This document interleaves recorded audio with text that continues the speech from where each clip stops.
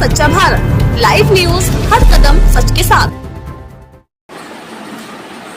Azad Samaj party Kashiram के राष्ट्रीय अध्यक्ष और नगीना से सांसद चंद्रशेखर आजाद रावण ने मुरादाबाद में पार्टी के एक प्रबुद्ध सम्मेलन को संबोधित करते हुए उत्तर प्रदेश की सरकार पर धर्म के आधार पर काम करने का गंभीर आरोप लगाया है। उन्होंने अपने संबोधन में मुख्य रूप से निम्नलिखित बातें कही। उत्तर प्रदेश में 2 कानून का आरोप। सांसद चंद्रशेखर आजाद ने कहा कि सरकार के रवैये से ऐसा लगता है कि यूपी में 2 तरह के कानून लागू हैं। उन्होंने कहा कि फतेहपुर सीकरी में मजार तोड़ने वालों को फूल तक नहीं लगा, कोई कार्रवाई नहीं हुई, जबकि बरेली में शांतिपूर्ण प्रदर्शन कर रहे लोगों पर पुलिस ने लाठियां बरसाईं। उन्होंने इस कार्रवाई को बरेली में हुआ अन्याय बताया और कहा कि उनकी पार्टी इसके खिलाफ विरोध प्रदर्शन प्रोटेस्ट करेगी। सरकार पर धर्म आधारित फैसले लेने का आरोप। उनका कहना था कि बरेली में मुस्लिमों पर अन्याय हुआ है और सरकार धर्म के आधार पर फैसले ले रही है, जो एक प्रदेश में नहीं हो सकता। उन्होंने आरोप लगाया कि बरेली में प्रदर्शन कर रहे लोगों को न समझाया गया और न ही बात की गई, बल्कि सीधे लाठीचार्ज कर दिया गया। उन्होंने छोटे बच्चों को बेरहमी से पीटने और निर्दोषों को जेल भेजने, साथ ही 2000 लोगों पर मुकदमा लिखने का भी आरोप लगाया। इसके विपरीत उन्होंने फतेहपुर सीकरी में एक ऐतिहासिक मकबरे को 500 पुलिस कर्मियों की मौजूदगी में तोड़े जाने का जिक्र किया, जहां तोड़ने वालों को कोई नुकसान नहीं हुआ। उन्होंने कहा कि ये घटना साबित करती है कि सरकार धर्म के आधार पर कार्य कर रही है। आई लव मोहम्मद और आई लव महादेव पर टिप्पणी। चंद्रशेखर आजाद ने कानपुर की एक घटना का उल्लेख किया, जहां इस्लाम धर्म के कुछ लोगों ने आई लव मोहम्मद लिखा था। उन्होंने कहा कि ये कोई अपराध नहीं है, लेकिन पुलिस उन्हें अपराधी की तरह मानती है। उन्होंने सवाल किया कि आई लव मोहम्मद के विरोध में आई लव महादेव क्यों होना चाहिए। उन्होंने तर्क दिया कि जो व्यक्ति जिस धर्म को मानता है, उसे मानने और उसे कागज पर लिखने का अधिकार है और ये अपराध नहीं हो सकता। उनका मानना है कि इन सब के बहाने यूपी सरकार प्रदेश में असंतोष बनाए रखना चाहती है, ताकि युवाओं का ध्यान नौकरी और रोजगार के मुद्दों से भटक जाए। उन्होंने कहा कि यूपी में जंगल राज है और यहाँ बहन बेटियां सुरक्षित नहीं हैं। रोहिणी आयोग के मुद्दे पर चुप्पी। जब चंद्रशेखर आजाद से रोहिणी आयोग के मुद्दे पर सवाल पूछा गया, तो उन्होंने चुप्पी साध ली और कहा कि मामला कोर्ट में है, इस पर मैं कुछ नहीं कहूंगा। क्या आप चंद्रशेखर आजाद के इन आरोपों की प्रतिक्रिया के बारे में जानना चाहेंगे? आप भी आए और राजकुमार कश्यप जी, रामपाल कश्यप जी, राज किधर है? कृपया आप भी आए, राजपाल कश्यप जी भी आए और आप भी सम्मान करें। उनकी जगह छीनी जा रही है, उनकी छत छीनी जा रही है। आज उत्तर प्रदेश न्याय के रास्ते में नहीं है, विकास के रास्ते में नहीं है। आज भारतीय जनता पार्टी की सरकार में उत्तर प्रदेश विनाश के रास्ते पे है। आज गरीबों को कुचला जा रहा है, आज जुल्म जाति बढ़ रही है। आज ना किसान सुरक्षित है, ना नौजवान सुरक्षित है, ना बहनें बेटियां सुरक्षित है, ना व्यापारी सुरक्षित है। आज तो धर्म देखकर लोगों को मारा पीटा जा रहा है। सम्मानित साथियों, जब ऐसी आंधी चल रही थी और सब लोग चुपचाप बैठकर देख रहे थे, हमारी पार्टी ने तय किया कि हम इस अन्याय के खिलाफ बगावत करेंगे, आंदोलन चलाएंगे। और आंदोलन भी ऐसा नहीं, आंदोलन भी ऐसा चलाएंगे कि इस आंधी का तख्ता पलट करके रख देंगे, सरकार को जमीन रद्द कर देंगे, इतनी ताकत बनाएंगे कि इस सरकार को घुटने टिकवा देंगे। तो पार्टी ने तय किया कि प्रबुद्धजन सम्मेलन होना चाहिए, और पहले भी प्रबुद्धजन सम्मेलन होते थे, लेकिन उन प्रबुद्धजन सम्मेलन में एक ही जाति के लोगों को मंच पर बिठाया जाता है, एक ही जाति के लोगों को, और बाकी लोगों को सामने बिठाया जाता था। और ये कहा जाता था कि ये प्रबुद्धजन है और आप बुद्धूजन हो, आप प्रबुद्धजनों से सीख लो किस तरह इस देश में राजनीति की जाती है, किस तरह नीतियां बनाई जाती है। लेकिन सामान्य साथियों, मैं इस बात को सही नहीं मानता, ना हमारी पार्टी इस विचार को सही मानती है। हमारी पार्टी तो इस बात को सही मानती है कि भारतीय संविधान के आने के बाद हर जाति में जिन लोगों ने संघर्ष किया है, पढ़ लिखकर डॉक्टर, इंजीनियर, IAS, IPS, वकील, जब चिंतक, पत्रकार बने हैं, प्रोफेसर बने हैं, व्यापारी बने, वो सब लोग प्रबुद्ध लोग हैं और उन प्रबुद्ध लोगों को अपने बारे में सोचना चाहिए। सामान्य साथियों, सोचना चाहिए कि राजतंत्र में तो राज बदलने के लिए तलवारें, चाहे इधर देखिए चाहे बाईं तरफ देखिए, चाहे दाईं तरफ देखिए, मंच पर देखिए, चारों तरफ जो जन समूह दिखाई दे रहा है, इस प्यार के लिए मेरे पास शब्द नहीं है आपके लिए। पर यही कह सकता हूं, हम और हमारी पार्टी, हमारा संगठन 24 घंटे 7 दिन आपकी, आपके क्षेत्र की, आपके प्रदेश की, देश की, गरीब आवाम की, किसान की, नौजवान की, महिलाओं की सेवा में उपस्थित है। और जब तक हमारे शरीर में लहू का आखिरी कतरा रहेगा, हम इस काम को करते रहेंगे। कभी पीठ नहीं दिखाएंगे, सीना तान के आपके साथ खड़े रहेंगे। सम्मानित साथियों,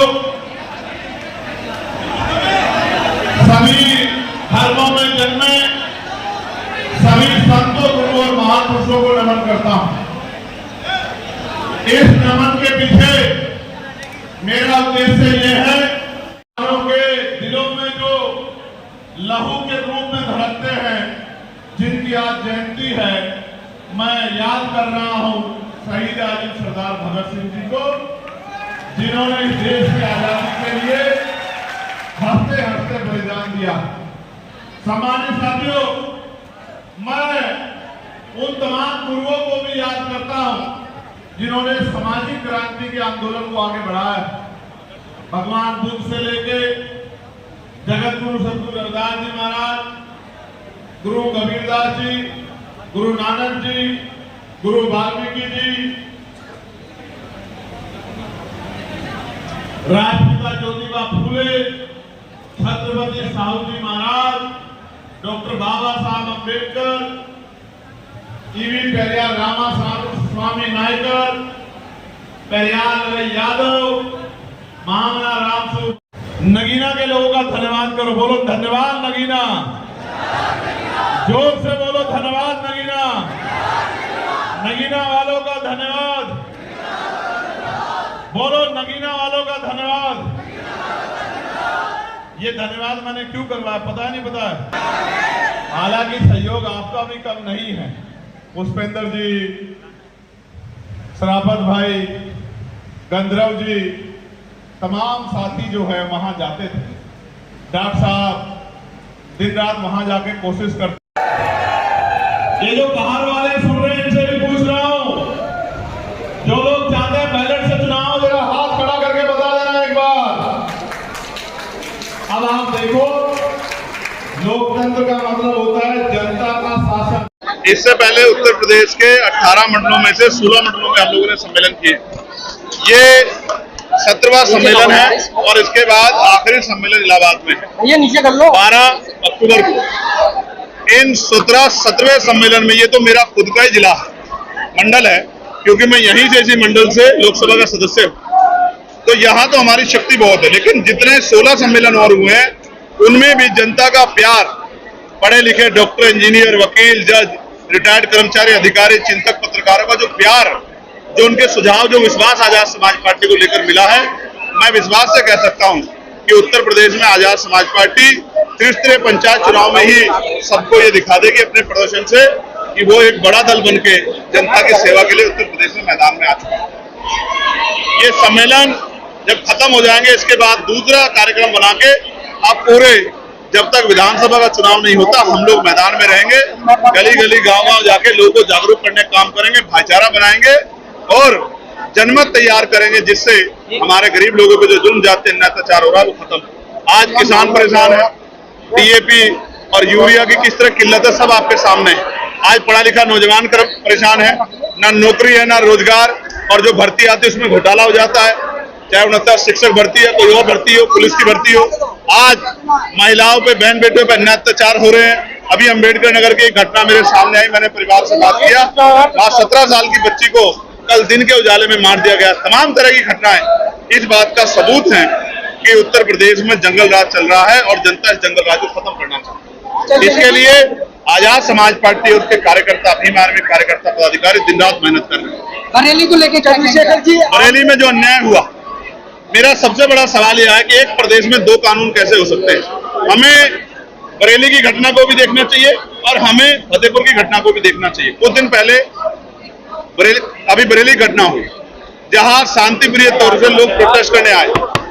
पुलिस अगर चाहती तो उनको प्यार से समझा सकती थी, उनकी बात को सुन सकती थी, और ये ना समझाए गए ना बुझाए गए, उन पे लाठीचार्ज कर दी गई, छोटे छोटे बच्चों को पीटा गया, निर्दोष लोगों को जेल भेजा गया, 2000 लोगों को मुकदमा हुआ। वहीं फतेहपुर सीकरी में एक ऐतिहासिक स्थल पे जो मकबरा है उसमें 500 पुलिस वाले मौजूद थे, फिर भी 300-400 लोग आके उसको मकबरे को तोड़ने का काम करते हैं। किसी को ये भी नहीं कि फूल भी लगता हो। ये इस बात का उदाहरण है कि सरकार धर्म के आधार पर कार्रवाई कर रही है। जो अन्याय हुआ बरेली में, ये अन्याय हमें स्वीकार नहीं। इस अन्याय के खिलाफ हमारी पार्टी कड़े फैसले लेगी। अगर बड़ा प्रोटेस्ट आंदोलन भी करना पड़ा तो हम लोग करेंगे। लेकिन मैं ये पूछना चाहता हूं उत्तर प्रदेश सरकार से कि आई लव मोहम्मद के अगेंस्ट में आई लव महादेव क्यों? जो लोग महादेव को मानने वाले लोग हैं वो लंबे समय से महादेव को मान रहे हैं, वो इस वजह से थोड़ा ही मानते हैं कि कोई आई लव मोहम्मद कह रहा है। आप समझने का प्रयास कीजिए। आई लव मोहम्मद का मतलब क्या है? इस अंग्रेजी वर्ड का हिंदी मीनिंग क्या है कि मैं मोहम्मद से प्यार करता हूं। इससे किसी को आपत्ति कैसे हो सकती है? किस आधार पे हो सकती है? ये क्राइम कहां से हो सकता है? लेकिन सरकार ने इसको क्राइम बना दिया। कोई अगर ये लफ्ज लिख के अगर कोई पेपर आदमी पकड़ ले रहा है तो पुलिस उसके साथ इस तरह का व्यवहार कर रही है जैसे वो कोई क्रिमिनल हो, जैसे वो कोई अपराधी हो। ये जो गैर बराबरी है, क्योंकि भारतीय संविधान धर्मनिरपेक्षता की बात करता है, धार्मिक आजादी देता है। जो मोहम्मद से प्यार करता है वो आई लव मोहम्मद लिख रहे हैं, जो महादेव से प्यार करते हैं वो आई लव महादेव लिख रहे हैं, जो बुद्ध से प्यार करते हैं वो आई लव बुद्ध लिख रहे हैं, तमाम जो जैन से प्यार, जो महावीर जैन जी से प्यार करते हैं वो आई लव महावीर जैन लिख रहे हैं। किसी को तकलीफ क्यों होनी चाहिए? मेरा धर्म मेरे साथ, आपका धर्म आपके साथ, नास्तिक जो लोग हैं उनका धर्म उनके साथ। इस आधार पर अगर कार्रवाइयां होंगी तो लोगों में असंतोष पैदा होगा, और ये सरकार चाहती है कि असंतोष बना रहे। असंतोष रहेगा तो रोटी कपड़ा मकान रोजगार महंगाई के मुद्दों पे चर्चा नहीं होगी। ये एक सोची समझी साजिश है। जनता को समझदार बनना पड़ेगा और समझदारी के साथ आगे के फैसले लेने पड़ेंगे। एक छात्रा ने यौन शोषण यौन उत्पीड़न के आरोप लगाए, क्या कहेंगे? मैं कोर्ट में हूँ, शायद आप देखते नहीं, जो मामले कोर्ट में चलते हैं उन पे टिप्पणी करने का अधिकार नहीं होता। हालांकि मीडिया को जागरूक रहना चाहिए कौन सा मामला कोर्ट में है, कौन सा मामला कोर्ट से बाहर। वोट चोरी को लेकर के कांग्रेस लगातार हमलावर है, आजाद समाज पार्टी का क्या स्टैंड है? क्या वोट चोरी मानते हैं और क्या इस पर स्टैंड लिया? नहीं, जो तथ्य रखे गए हैं वो तथ्य स्पष्ट करते हैं। एक कमरे में 3 मकानों के 4700 कुछ वोट मिल रहे हैं, तो ये समझ आता है 200 वोट मिल रहे हैं, 400 वोट मिल रहे हैं। हमने भी चेक कर 70 वोट हैं एक मकानों में, तो ये तो सोचने की बात है ना।